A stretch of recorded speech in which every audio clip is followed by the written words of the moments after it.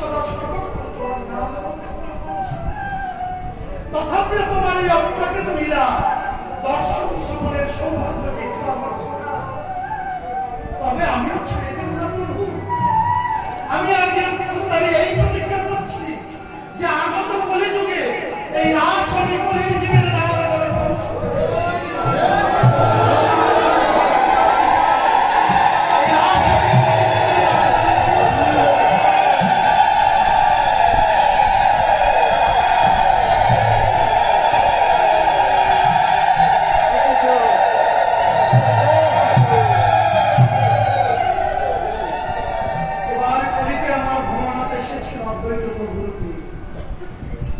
প্রতিদিন নৈবেদ্যে তুলসী পত্র ভাসিয়ে দিয়েছিল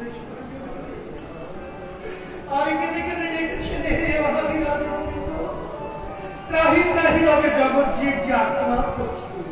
হে প্রভু তোমার কর্ণকে সেই তুমি নিমিষ ধরণী করো। রাধা কৃষ্ণ মিলিত তনু হয়ে এবার এসেছেন আমার জগৎ জীবকে মুক্তির মন্ত্র দিতে নামের সঙ্গে প্রেম সংযুক্ত করে তিনি নাম ও প্রেমমালা জগৎজীবের পদে প্রেমের বাহুবাণী রাখলে ওরে তোরা প্রেম নেবে আয় পদর ভরে পদরে হইব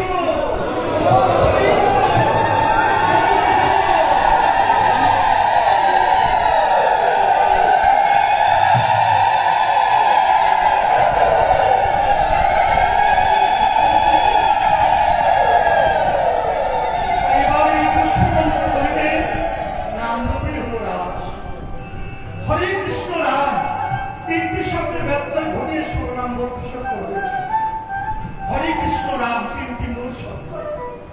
হরে শব্দের অর্থ আপনার প্রাণমূল হরণকারী সত্তা। যাকে হরণ করেছে কে?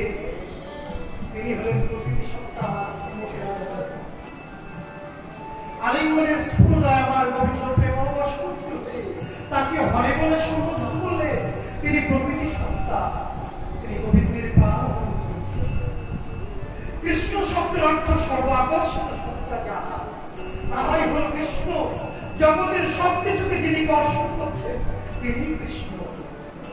আর রাম শব্দের সর্বমঙ্গলকারী সর্বানন্দ সুখদাতা, জগতের সুখ যাহা প্রতিষ্ঠিত হয়েছে তিনি হলেন রাম।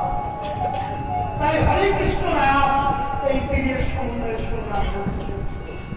যতবার এই নাম বৃন্দাবনে ধরিত হচ্ছে ততবার আমার এই বৃন্দাবনে রাধা গোবিন্দ যুগল গুরুতে রূপে মুরলীধর বংশী ধনী করছেন এই জগৎ সংস্কৃতি সকলের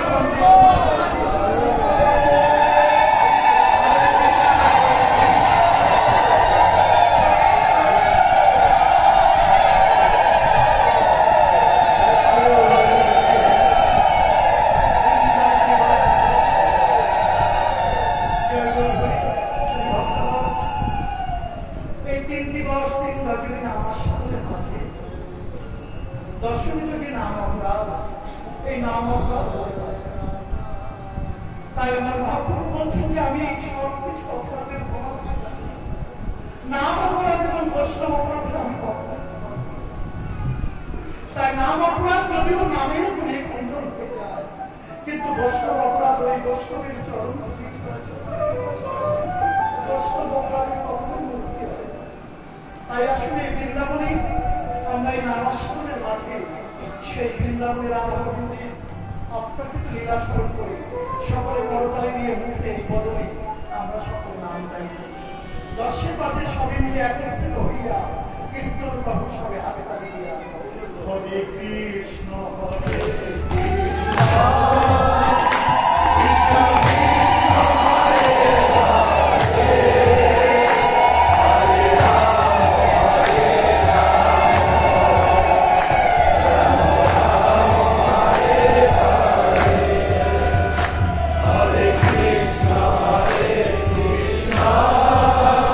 Krishna